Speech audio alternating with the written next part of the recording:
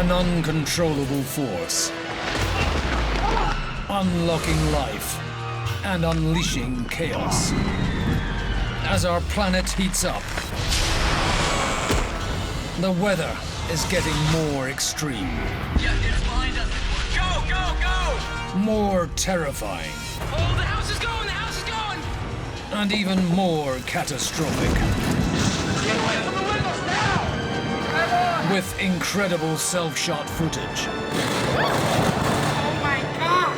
Please, pray for us. From the front line of fear.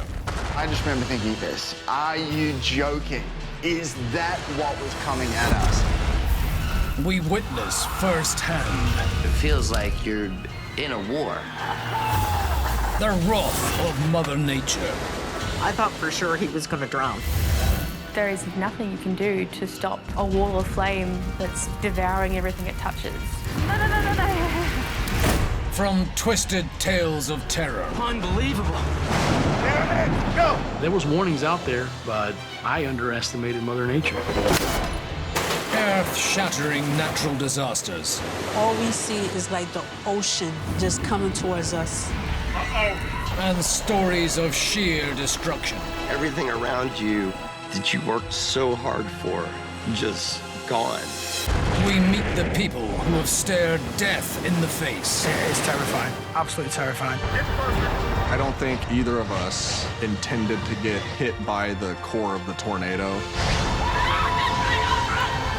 And survive the full force of the world's deadliest weather.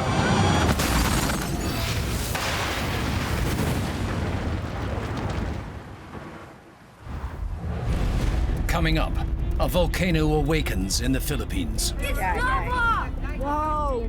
Leaving holidaymakers fleeing for their lives. The volcano's erupting! And putting on a deadly light show. You can see, oh my God, you get captured, it's scary. In Australia, Mother Nature unleashes hail hell. Pulverizing everything in its path.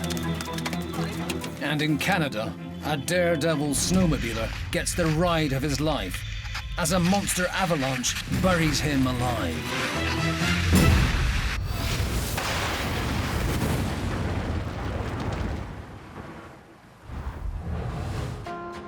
Volcanoes are one of Mother Nature's most deadly weapons. But predicting a fatal eruption is notoriously difficult. The Philippines is home to 53 active volcanoes. Taal volcano is one of the most dangerous. It's erupted 35 times in the past, but it's still a popular tourist destination. In January 2020, Michela Dominici and her partner John Horner are visiting the Taal volcano with her cousins. It's official. We'll see, but yeah, that's intense. Reaching the viewpoint to see Crater Lake was absolutely amazing. I've just never seen anything like it. There was just no noise. It was so silent and serene. There were no waves. It's like smoking over there. This was the first time I'd ever been inside a volcanic crater. We could even see a small spiral of smoke rising up. Reminders that it was still active. I know, I wish we could just zip line our way. Ah, yes. The crater they want to swim in is in sight. Our plan was to hike all the way down into the crater. We were all so tired and so hot and so sweaty that we were having second thoughts about hiking all the way down. After a lot of thinking about it, we decided to get horses to go down to the lake. The main tour guide, Elmer, stays at the viewing deck, and the group descend toward the crater on horseback. At the back of the pack is Michela's cousin, Denise Gonzalez Bernardo. We couldn't see the crater, we couldn't see the lake, we couldn't see what was ahead of us, so we were just on our way down that deep downward slope. And the horses just suddenly stopped. That's when I heard Elmer from the viewing deck shouting to our guides, telling them something. Oh my God, so we are going back up. We can't reach the lake. We can't reach the lake. All our horses started running back up to the viewing deck. What's happening? Why can't we? The smoke is strong. Oh. The volcano's erupting. No, don't say that. The change in the smoke appearance causes concern for the guides. Taal is showing early signs of an imminent eruption. So my guide turned my horse around in the trail and started leading us back up the trail.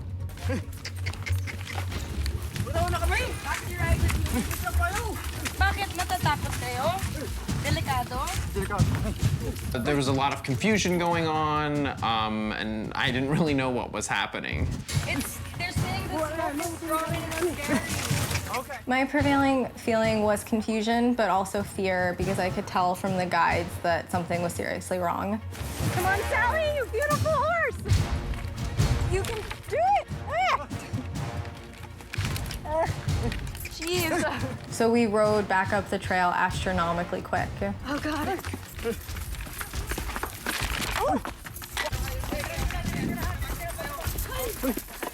Once we came back up, we could see all the smoke, and we were shocked by how much it had grown. It was morbidly awe-inspiring. A while ago when we were here, there was no smoke, and now there's a lot of smoke, and there were earthquakes, and we had to suddenly turn around. Oh my gosh. The guides were moving really quickly. They were having none of us trying to take pictures. They were just like, go, go, go, let's get out of here. Hey, you okay? Jeez. As the group race to get away from the crater, they have no idea what this small puff of smoke will turn into. Stage. Oh my God, get captured, it's scary. Meandering around Mother Nature can cause a torrent of trouble for tourists, especially when beauty spots double up as danger zones. In Australia, it's a low blow from the deep blue as this man gets a salty smackdown. Fortunately, he was okay, but was left blown away by the power of the ocean. In Bali, high tide gatecrashers happy hour at this oceanfront bar.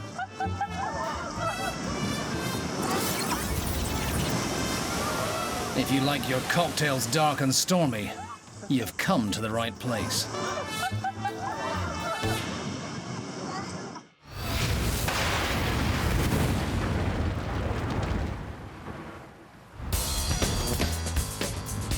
Queensland, Australia. The Sunshine State boasts a warm tropical climate, attracting holidaymakers like Paul Monera, who today is on a fishing trip with family and friends. So I went on this trip with my wife, my 6-year-old daughter, and my friends from the UK. It was just going to be a normal day with the family. So the plan was to hire a boat, which we did. We hired it for the whole day, hire some fishing rods, and do some fishing.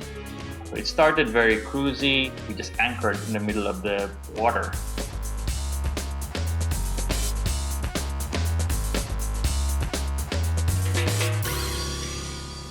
And then suddenly, out in the horizon, the skies just suddenly turned dark. A raging thunderstorm is spreading across the Sunshine Coast region. You could see the clouds coming towards us. Being in a boat is extremely dangerous. Paul and the other tourists are now sitting ducks. That was when I started to feel that it was getting real. This is my responsibility. If something happens to all of us, if the boat capsizes, it's on me. Suddenly, the heavens open. Initially, it was small hail, which looked like rain, but afterward it became bigger and bigger, and you can see the You can see the splash in the water. It's getting bigger. So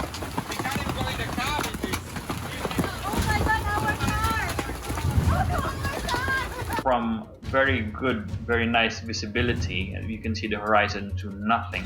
And then you can also hear the hail hitting the roof of the boat, bouncing towards us. So there was hail coming down on us, and there was hail coming to us sideways. So it was hitting us in the head, everywhere.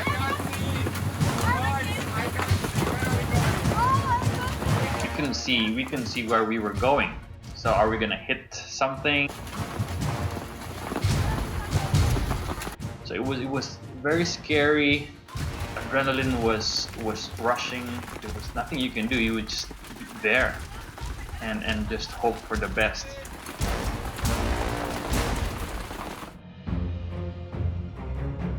Just as the storm intensifies into a rotating supercell, Mick and Robin Taplin are in their car on the highway, en route to visit Mick's sick mum in hospital. If it wasn't for Mum being in the ICU, we certainly wouldn't have ventured out that day. And the timing was just incredibly bad for us, because at the exact time that we hit the epicenter of the supercell is when the hail hit us, pretty much, yeah.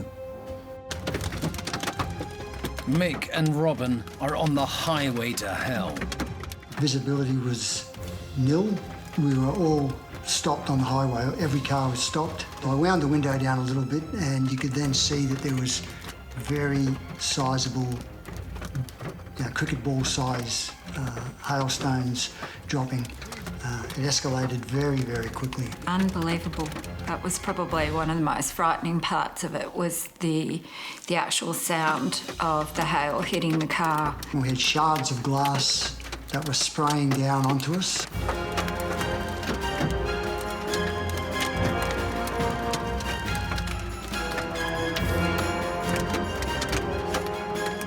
With every single hailstone hitting the screen, the glass would spray, and it was literally coming in onto both of us.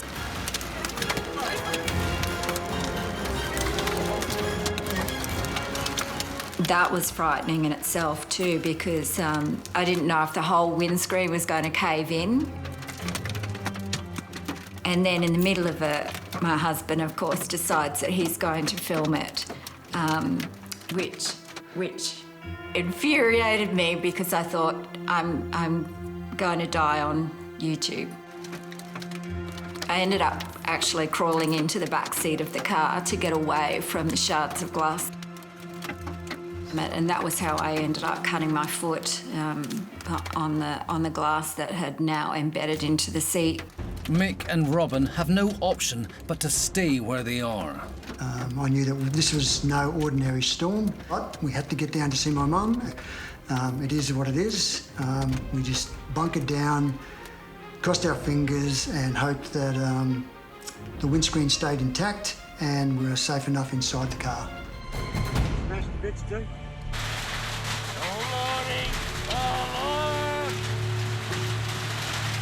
As the violent storm moves north along the coast, just outside of Maryborough, Shannon Bolton is bracing himself for Armageddon. I ran for cover, and that's when all hell broke loose. All hell.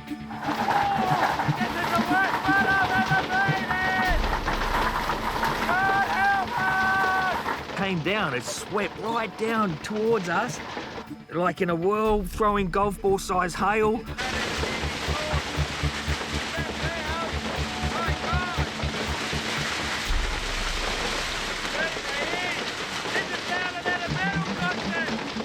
It was like louder than any heavy metal concert that I've been to, and I've been to a lot of metal concerts.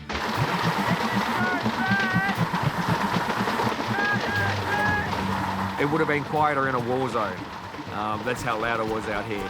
And it wouldn't go away. It wouldn't go away.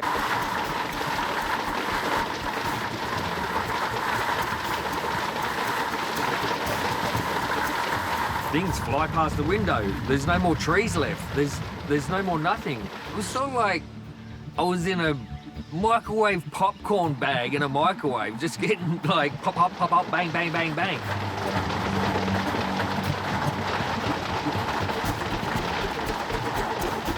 And we just battened down the hatches, in other words, and we just hung on for the ride. And it was a scary ride. We needed earmuffs. Couldn't hear a thing.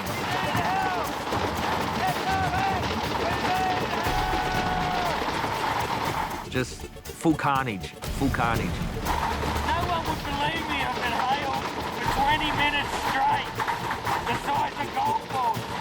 You wouldn't believe it unless you've seen it. Finally, the relentless hail downpour starts to subside, and it looks like winter has arrived. Thank God. Man, it's a winter wonderland. You're not joking, hey? Come out here. Oh my God, look at this. Look how much snow. Ice. Oh my God. Look at the size of these. Cool. But Shannon's home has taken a battering. Oh, my poor car. There's no flat surfaces anymore. Everything's got indentations on it. It smashed my tail lights on my car. It wrote off another car. It wrote off a caravan worth $100,000. The damage bill across the state was $40 million, with thousands of cars pulverized by the giant hail.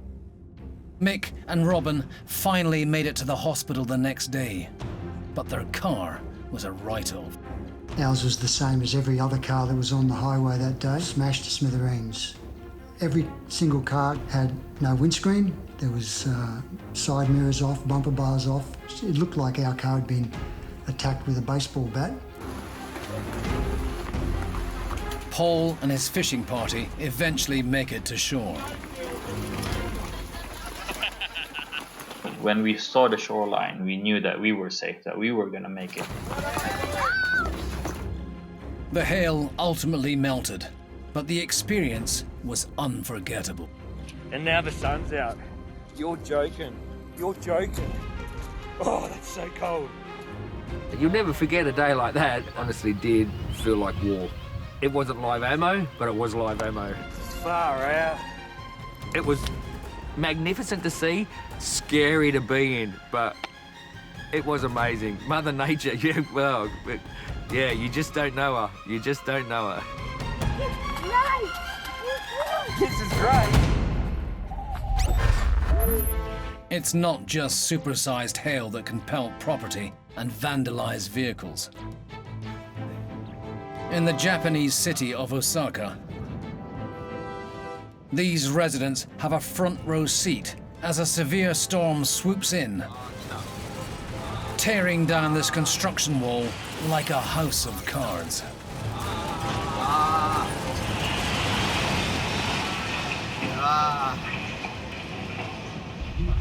In Pennsylvania, an intense tornado rolls into town.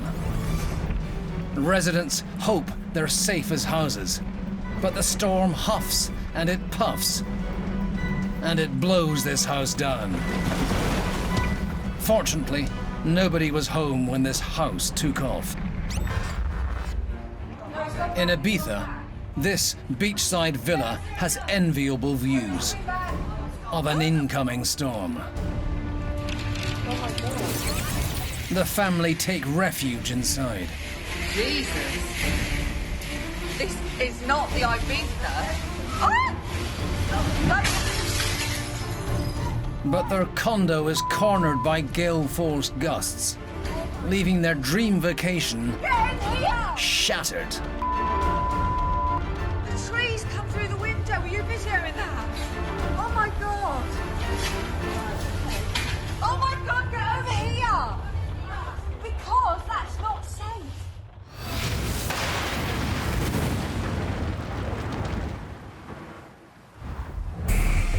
After 43 years of lying dormant, Taal volcano in the Philippines is erupting.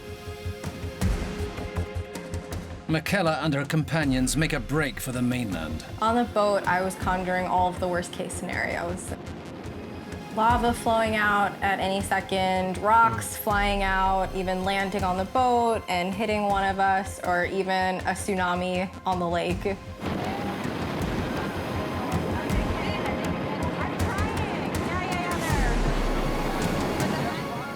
When we saw those birds, my God, that's sort of when everything changed, because you know, when animals start panicking, that kind of means that things are gonna happen.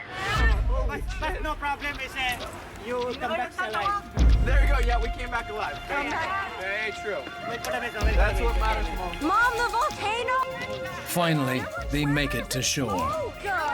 We looked back at the volcano and the smoke had just intensified. You could see it clearly in a way that we hadn't been able to when we were on the boat. It was wide, it was tall. I think it started to darken into a grayer color. It was the smallest active volcano in the Philippines. We started to see all of this black stuff, and we didn't know if it was rock or ash, but it was spurting out from the volcano. It's lava! Whoa! There's so much, like it's just more and more that keeps coming. Oh my God, and we were there. We would have been swimming there. We would have been toasted tilapia. But they are still in danger. Are we gonna die? We will all eventually die. Insurance with my mom. But okay lang din. I don't know, I hope we don't die now. Why haven't we left yet? Why are you standing here just yelling? It felt unsafe to be where we were with nothing but a small expanse of lake between us and the volcano. I feel like self-preservation should have kicked in earlier, but we were all just there being scared and nervous and shocked and in awe of the volcano. The yacht club owner came to our group and told us we should pack up and go. They leave! Max! I wanna stay. Oh my God. Guys, that's intense. Living close by in Lipa City is vlogger Maricel Carney. Our city is very close to the shore of the lake. We are like 5 kilometers away from it. This started like 2 and it's currently like 6 p.m.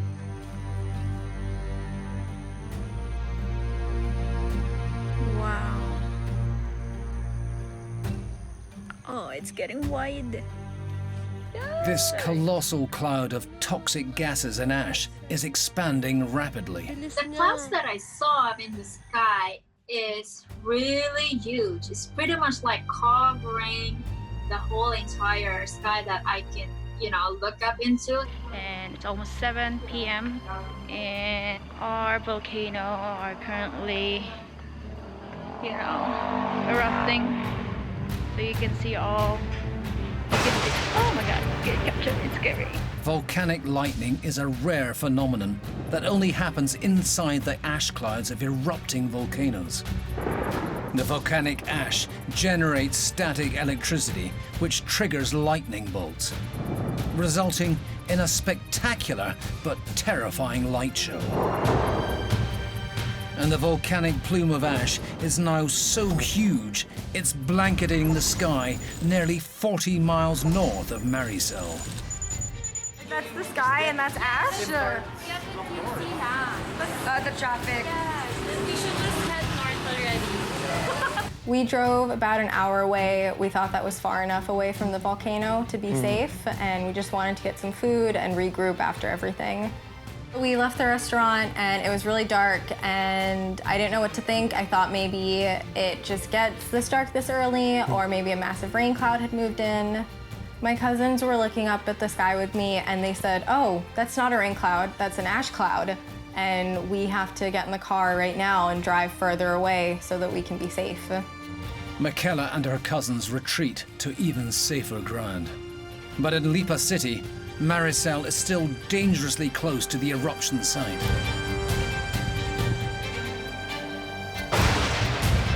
Scary. I'm gonna run.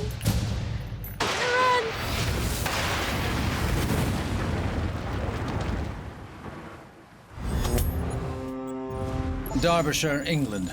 Whaley Bridge is home to around 6,000 people, including Chris Willman, whose house overlooks the village. It's a very traditional Northern English village. It's very rural. There's one main street through the village, but it's a very peaceful place and there's not much going on. 2019. The UK is in the middle of an extremely hot summer, with the highest temperature ever recorded in the UK, 38.7 degrees. Gosh, the weather that week was absolutely crazy. The excessive heat, and then it was interspersed with various storms, intense periods of very heavy rain.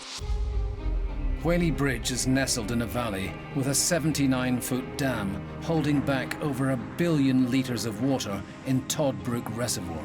Except today, the water is flooding out. I'm literally 200 yards away from the dam wall, and I'm almost at eye level with the level of the dam. I heard the overflow going. The almost 200-year-old dam was designed with a concrete spillway so that when the levels of the reservoir rise too high, the water is safely channeled into nearby waterways. But nobody has ever seen anything like this before. Around about 6 o'clock, I went round down to the park, and I just saw dozens of people there, all with their cameras, all watching this spectacular show of this torrent of water coming over the dam wall. And to see that volume of water coming over our little dam, it was exhilarating, and people were really, really enjoying the spectacle. You couldn't see the bridge in the park. It was completely submerged, and it was, you know, it was just entertaining. It was really thrilling. Nobody knew, you know, it could have been the last moment. Nobody knew. The massive downpours are causing chaos and destruction across the region. Bridges and roads are being destroyed. Buildings are flooding under a deluge of muddy water. But the real danger is in Whaley Bridge itself. The first indications were I received urgent text messages from my mother and daughter to come home urgently. The dam's bursting. And they had 15 minutes to gather some belongings together. A break in the rain reveals a terrifying sight. Part of the concrete spillway has been broken by the torrent of water. The earth underneath has been washed away.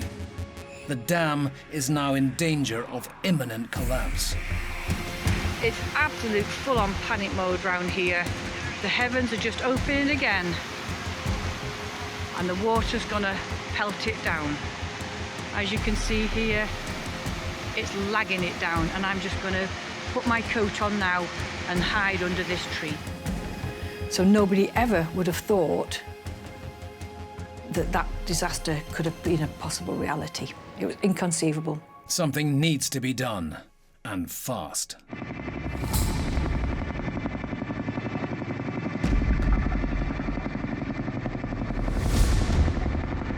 I was woken, oh gosh, at 4:45, 4:30, by the sound of this unearthly, dull, pounding, pounding, pounding sound.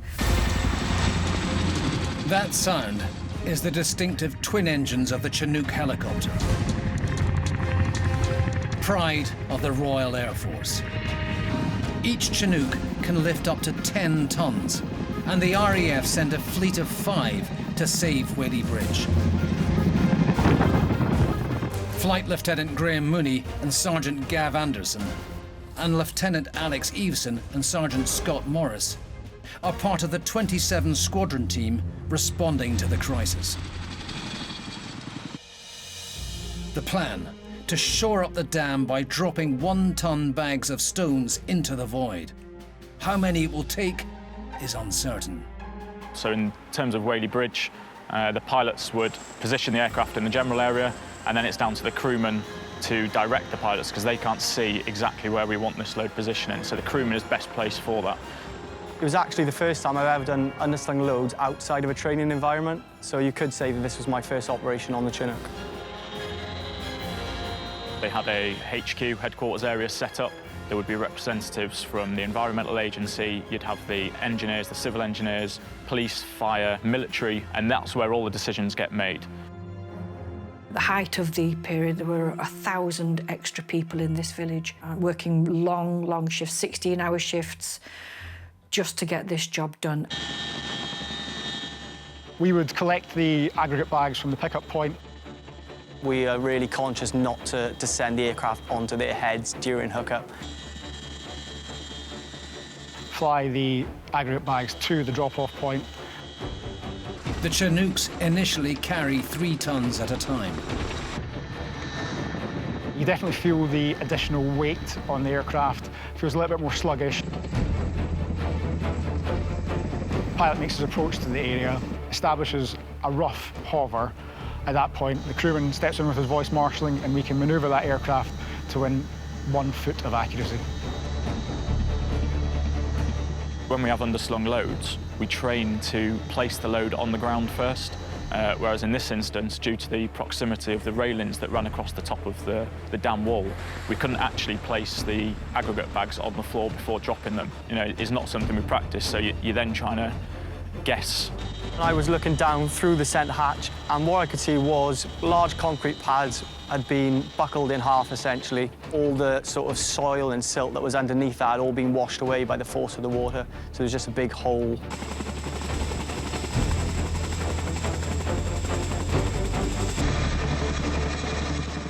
I mean, really, I had an absolutely amazing view because I was so close to it. And from that moment on, for the next 5 days, from dawn till dusk, that Chinook helicopter was coming and going, dropping bags, going off again. It was just completely non-stop. As they begin to realise just how much aggregate they need to fill the void, the pilots start to carry 6 tons on each drop. In that time, we flew for approximately 58 hours and managed to deliver 620 tons of aggregate into the dam. For us, the mission was completed on the 5th day. I believe the engineers assessed that our involvement with the shoring up of the dam was complete and no further work by us was necessary. With almost a week of constant presence, the Chinooks and their crew are held high in the villagers' affections. Returning to their homes, cakes, banners and cards are made for the RAF team. We managed to see a couple of signs saying thank you at RAF. People really do appreciate what we're doing, and it is nice. It is nice to see that positive effect. It's not why we do it, but it is nice. It was such a heartfelt moment of humanity coming together to help each other in times of disaster. Today, the dam is safe and stable, still held in place by the bags dropped by the Chinooks. Construction workers will be working on a permanent fix for some time. It's a huge relief that the worst didn't happen. Life's gone back to normal again.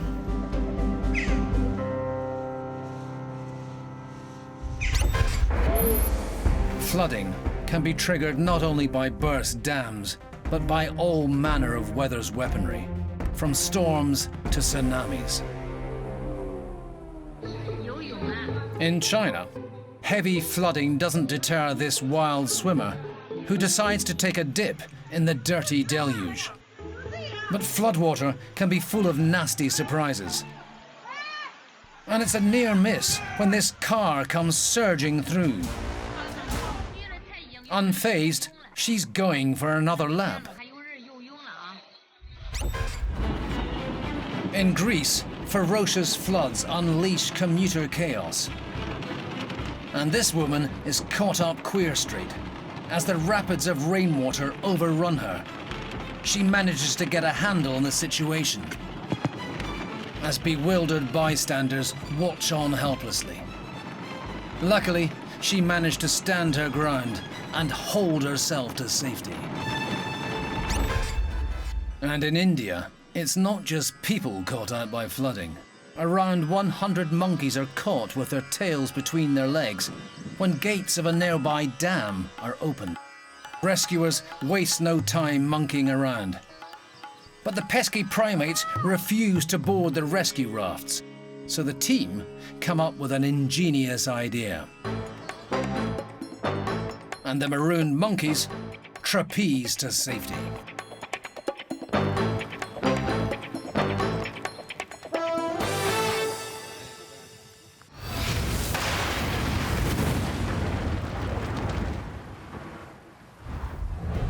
In the Philippines, the Taal volcano is spewing out a toxic ash cloud reaching 9 miles high and spreading more than 60 miles north.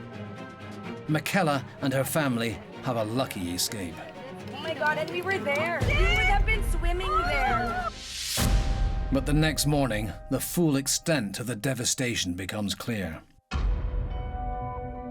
One of the first people to arrive at Ground Zero is Erwin Cambronero and his reporter friend. I went there with my friend because my friend is a reporter and she needs to cover it and report it. I want to blog it also and share it to the people what really happened there. At first, we are totally shocked. It's like you are on the different country, just like Abu Dhabi or Saudi. It's like a real desert out there. Houses have been completely wiped out and tens of thousands of people forced to evacuate. Erwin is risking his life to be here. There could be another eruption at any time. While we are there, we experienced some shock waves and aftershocks. It's like an earthquake kind of thing. And we realized that maybe it will explode still. Hey guys, nakakaramdam kami ng konting pagyanig dito. Earthquake sa part na to. As well as the ongoing threat to human life, animals that survived the eruption have been caked in volcanic ash and mud. I was so devastated when I saw the actual picture of that island. Imagine the pain they encountered, the horses, the cow, the dogs, and there's no sign of life on that place. It's very tragic view. They cannot do anything, they cannot escape. But there are a few miracle survivors.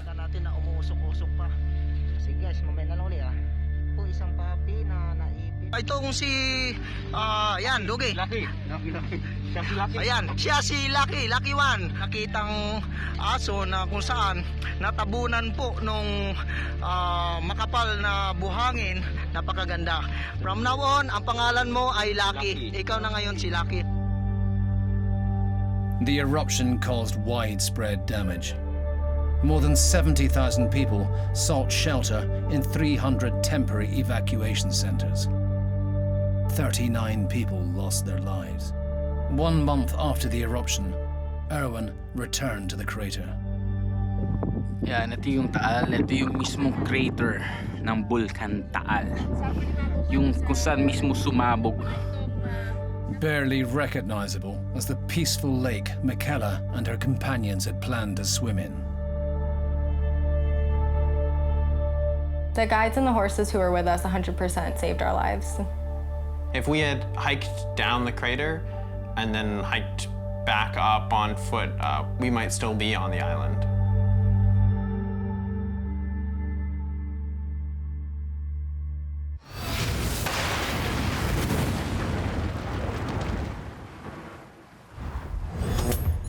In British Columbia, Canada, lies the town of Golden. Set within the Canadian Rockies, a 3,000-mile mountain range, almost 13,000 feet above sea level. The dramatic alpine terrain is the perfect cocktail of deep snow and steep slopes for adrenaline junkies like Doug Lakeman. I guess my first snowmobile, I was probably about 10, I guess, when I actually had my own. I've been skidooing all my life, and I do it for adrenaline rush, being with my friends, spending time out in nature. It's just an all-around good sport and something that I believe that I can do for a long time to come. Not only a young man's sport, but a old man's sport as well. In March 2016, Doug is on a snowmobiling holiday in Golden with friends. But for a man who loves vertical challenges, there was still one mountain left to climb. Well, I like riding in Gorman Lake. It's one of my favorite spots. They call it Hill Climber's Paradise. It's steep and deep usually. To reach the perfect peaks, you need speed. It takes about 1.5 minutes at full throttle to make the climb. You like to keep your track speeds up around that 100 mile an hour. It's just the necessity to be able to climb, like the terrain for hill climbing. It's so much steeper than the average person thinks. I think even through seeing it on videos and stuff, a person just doesn't understand how steep the hills that these snowmobiles will climb. As I'm getting into, you know, past the high marks there, and I get into the chute. The most dangerous part of the ride.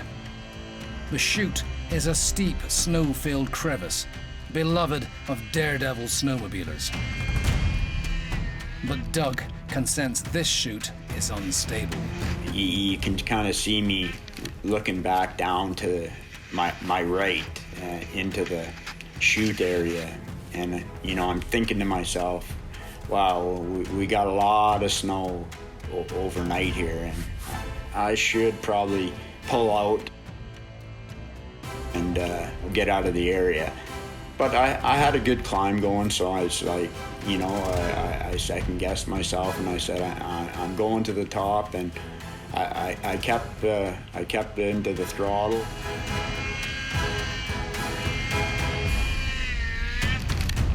Then, a terrifying crack appears in the snow, and the ground beneath Doug gives way.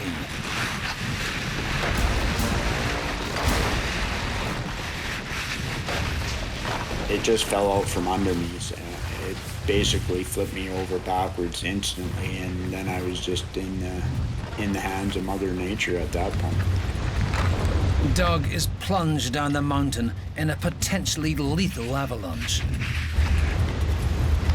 Felt like I was getting ran over by, you know, a tractor, a train. It wasn't a fun ride. You know, I couldn't breathe or anything at that particular time. And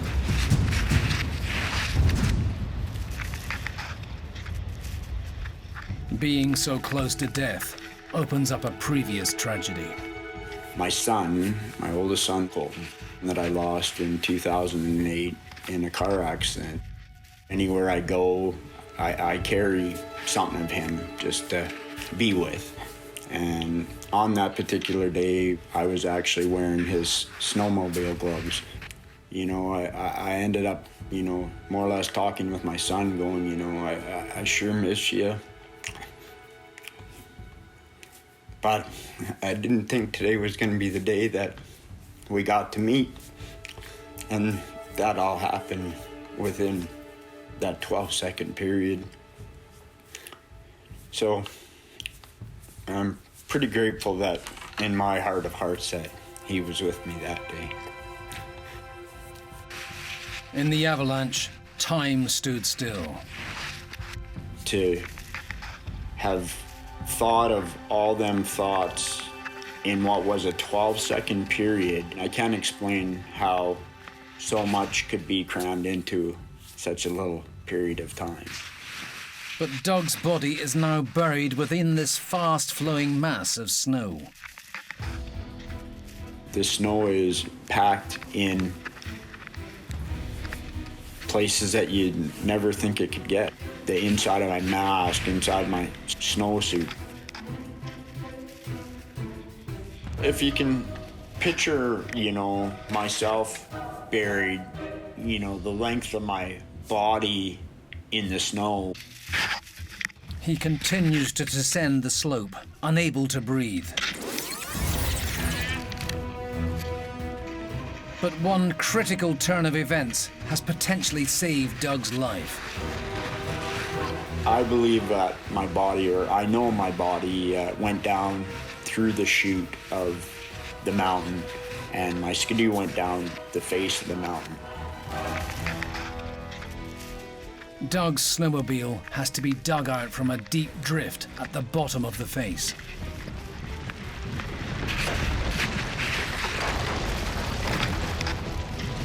Could definitely see that I could have been in maybe a worse condition and in a lot deeper snow going down the face of the avalanche.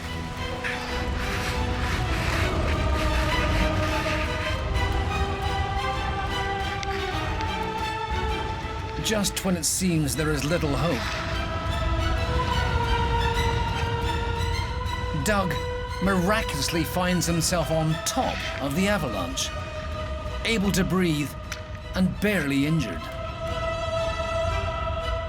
Doug believes his guardian angel was watching over him that day, when he later found his son Colton's glove near where he emerged. When I seen the glove sticking out of the snow, I just knew in my heart of hearts that he was with me, and he helped me through that situation. I truly believe. So, yeah, I was pretty happy to see that glove sticking out of the snow after it was all said and done. And I carry that still to this day in my skidoo. Doug's friends reach him in less than a minute.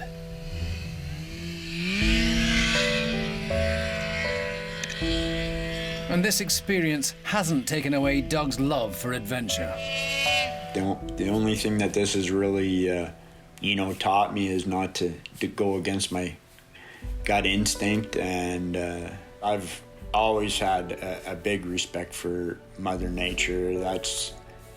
But being that I was in the hands of the avalanche, it definitely really taught me that there is no way that we are more powerful than what Mother Nature can put out there. I'm just glad I stayed up on top, man. Just one, just me. Just one.